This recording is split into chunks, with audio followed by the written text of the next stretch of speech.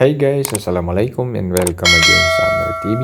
So ang pag-uusapan natin ngayon ay kung paano mag-transfer ng pera from GCash to Hello Money app or AUB. So madali lang guys. So first open lang natin itong ating GCash account. Okay?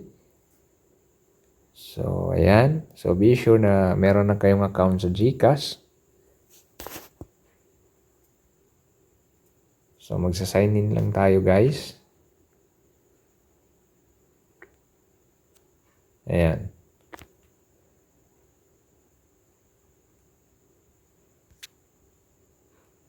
Okay. So as you can see, meron tayong balance na 101.43 pesos. So try natin mag-transfer ngayon sa Hello Money app. Okay. So bank transfer. Then local.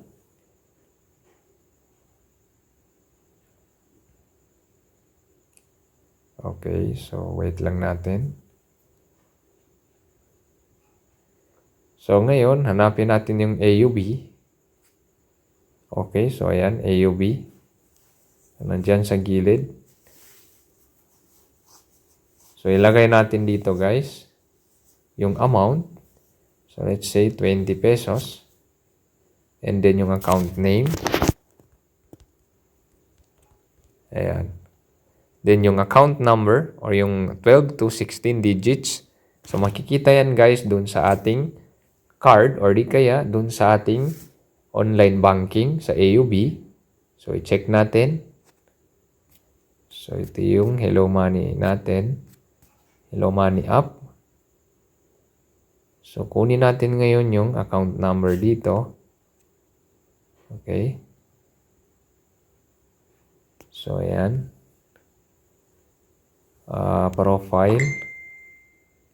Then i-copy lang natin. Okay, so ayan. Then ilagay natin dito guys. Ayan, okay. So send money lang tayo. Okay. So as you can see, meron siyang fee na 15 pesos with a total of 35 pesos. So check lang natin itong box. I confirm that details are correct. So pay natin. Or send na natin. Okay. So wait natin yung one-time PIN or yung OTP. So ayan na. I-copy paste lang natin. Then submit. Okay. So bank transfer is being processed. So ngayon i-check natin kung dumating na ba dun sa ating Hello Money app. Okay. So as you can see, naka-receive tayo ng notification. So open natin itong Hello Money app natin. So, home lang tayo. So, i-reload natin guys para makita natin kung dumating na ba. So, i-reload natin. Okay. Ayan. Okay, so as you can see, naging 23.67 pesos na.